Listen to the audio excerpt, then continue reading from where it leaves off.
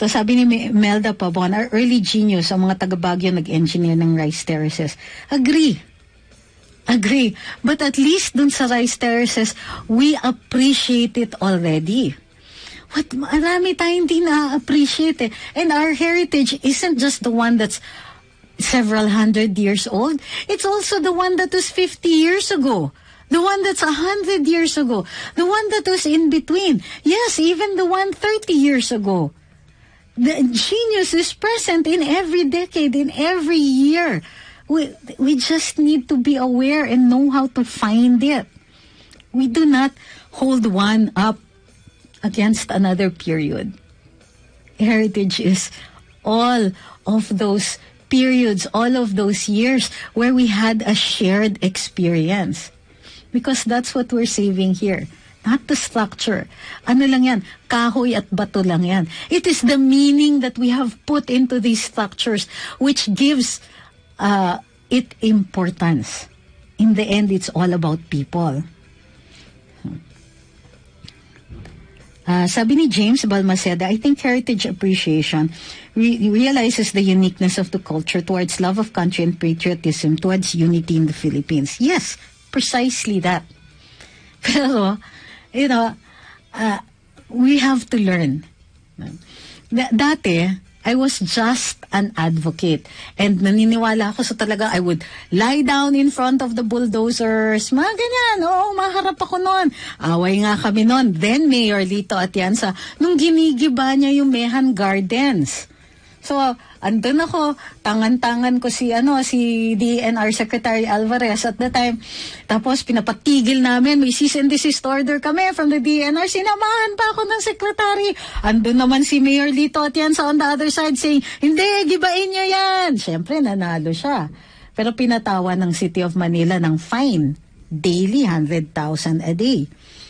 That's one aspect of conservation, the protection of the heritage. But how? We should not let it get to that point. There's so many ways to have avoided that. One of them is if there was already an awareness of the site even before that. Kaso hindi eh. And we're all at fault, myself included. Sana na itulak yung mga LGUs na ikumpletuhin na yung kanilang inventory of cultural heritage sites and property in their locality. Di pa po nagagawa ng lahat ng mga cities despite the law, the IRR, and a directive from the DILG to start it and to abide by the rules of RA 10066. Ang problema talaga natin is cramming. Yung last minute, tatalon tayo sa harap ng bulldozer and say, wait, no, stop, when we could have avoided that 5 years before. Kumbaga, most of the time, pagka we're standing in front of the bulldozers, when we're railing against the developer, half the battle is already lost. It is something that I have learned. And the more we read on heritage, the more we realize that it is the conversation that is important.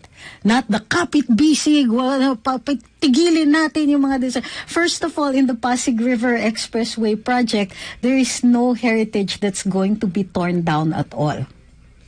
None. Ang sinasabi nilang destruction of heritage is supposedly the interference with what we call the sightlines. Yun po ang hindi nila dinidiscuss. They talk about the destruction of heritage when actually that is intellectually dishonest. Call a spade a spade. Nababara yung sightlines, yung site, yung image, yung building, yung pagtingin natin. It doesn't happen on the Intramuros side because there is no construction going to be built on the Intramuros side. It's on the other side. But there are heritage property on the other side. Will the expressway interfere with the sightlines? Meaning hindi natin makikita yung heritage site na yon. Okay. Number one, has the sightline been established in the inventory as well as in the recognition of those sites? Have they? Third, okay, are the people aware, the stakeholders, the people who live in the area, do they give value to those sites? Do they understand the importance? If we have not put in the work. That is our fault.